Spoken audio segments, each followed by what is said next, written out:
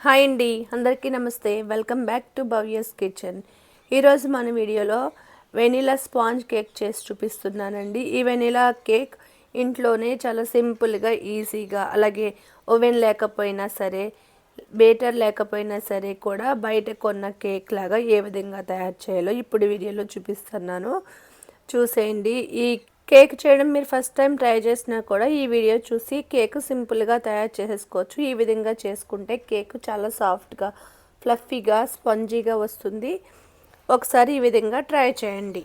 ఇప్పుడు ఈ కేక్ తయారు చేయడానికి ముందుగా ఒక మిక్సింగ్ బౌల్ తీసుకుని ఆ బౌల్ మీద జల్లుడించుకుని 125 గ్రామ్స్ వరకు మైదాపిండిని వేసుకోవాలి. కప్పు కొలతలు అయితే ఒక కప్పు మైదాపిండిని వేసుకుని 1/2 table spoon baking powder, 1/2 table spoon baking soda వేసుకుని ఇందులోకి 1/2 టీ స్పూన్ సాల్ట్ కూడా వేసుకుని మొత్తం అంతా కలుపుకుని మెత్తని పౌడర్ లాగా జల్లించుకుని పక్కనే పెట్టుకోవాలి. ఈ విధంగా జల్లించుకుంటే కేక్ చాలా సాఫ్ట్గా వస్తుంది. ఇలా జల్లించుకున్న వెట్ ఇంగ్రీడియంట్స్ అన్నిటిని పక్కన ఉంచు. తర్వాత ఒక మిక్సీ జార్ తీసుకుని ఆ మిక్సీ జార్లోకి మనం ఏ కప్పుతో అయితే మైదా పిండిని తీసుకున్నామో ఆ కప్పుతో అరకప్పు పంచదారని వేసుకోవాలి. పంచదార వేసుకున్నాక గ్రైండ్ చేసుకుని ఈ గ్రైండ్ చేసుకున్న పంచదార పొడిలోకి మెత్తగా గ్రైండ్ చేసుకున్న పంచదార పొడిలోకి 2 ఎగ్స్ని పగలగొట్టుకుని వేసుకోవాలి. అలాగే 1/2 టేబుల్ స్పూన్ వెనిలా ఎసెన్స్ వేసుకోవాలి.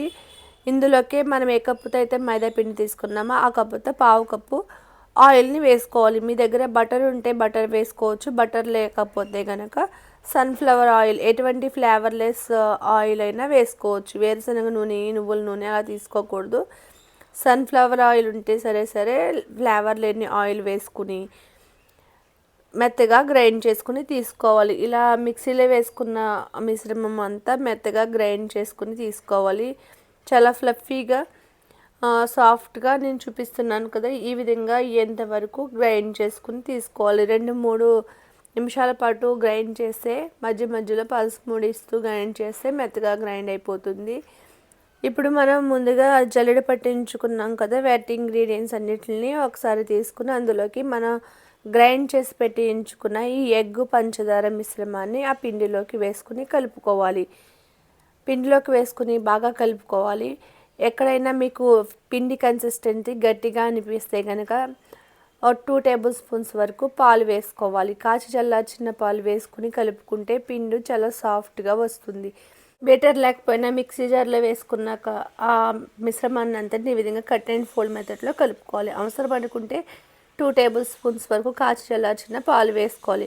ఇలా పాలు వేసుకుని ఈ పిండిని అంతటిని క్రీమీ స్ట్రక్చర్ వచ్చేంత వరకు ఎక్కడ లంప్స్ లేకుండా, బుడగలు అనేవి ఫామ్ అవ్వకుండా మెత్తగా ఈ విధంగా కలుపుకుని తీసుకోవాలి. ఇలా కలుపుకుంటే కేక్ చాలా సాఫ్ట్గా వస్తుందండి. ఈ విధంగా చూపిస్తున్నాను చూడండి. ఈ విధమైన స్ట్రక్చర్ ఉంటే కేక్ చాలా బాగా వస్తుంది.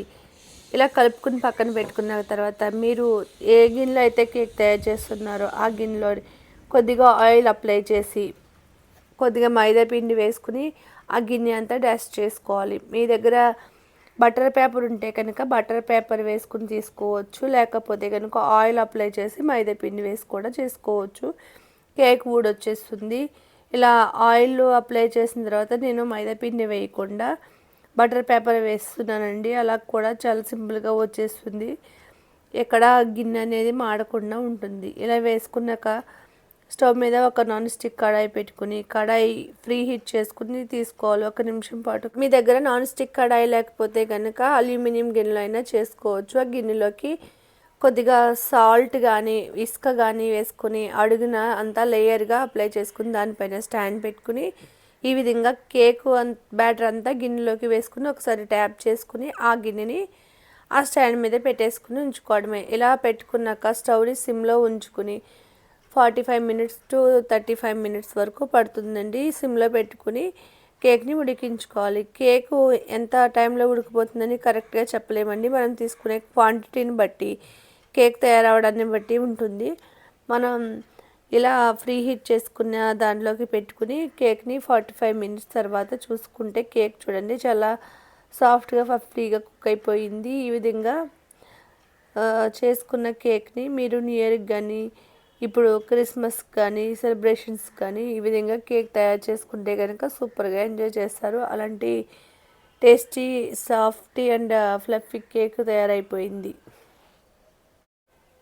చూడండి 30 మినిట్స్కి కేక్ ఒకసారి చూస్తే కనుక కొద్దిగా తడిగా ఉన్నట్టు ఉంది. తర్వాత మళ్ళీ 35 మినిట్స్కి మళ్ళీ ఒకసారి చాక్తో ఇలా గుచ్చి చూస్తే కేకు ఆఖరి వరకు కుక్ అయిపోయిందండి. ఈ విధంగా కుక్ అయిన తర్వాత కేక్ని వెంటనే ఆ గిన్నెలోంచి తీసుకుని పక్కన పెట్టేసుకోవాలి. లేకపోతే అందులోనే ఉంటే కనుక వేడికి మాడిపోతుంది. ఇలా వేడి చల్లారిపోయాక కేక్ని తీసుకుని పైనున్న బటర్ పేపర్ను రిమూవ్ చేసేయాలి. బటర్ పేపర్ తీసేసుకున్న తర్వాత చూడండి కేక్ చాలా పూర్తిగా చల్లారిపోయాక కట్ చేసుకుని ముక్కలుగా తీసుకోవడమే. చూడండి కేక్ చాలా సాఫ్ట్గా ఫ్లప్పీగా వచ్చింది. మీరు ఈ వీడియో చూసి మీరు కేక్ ఇప్పటి వరకు చేయకపోతే కనుక ట్రై చేయండి. మీకు చాలా బాగా నచ్చుతుంది. ఈ న్యూ ఇయర్కి క్రిస్మస్కి ఈ విధంగా కేక్ చేసుకుని ఎంజాయ్ చేయొచ్చు. ఈ కేక్లో no oven, no whisker, no butter ఏమీ లేకుండా చేసామండి. అయినా కూడా చాలా చాలా టేస్టీగా ఉంది. ఇలాంటి టేస్టీ రెసిపీ మీరు కూడా ట్రై చేయండి.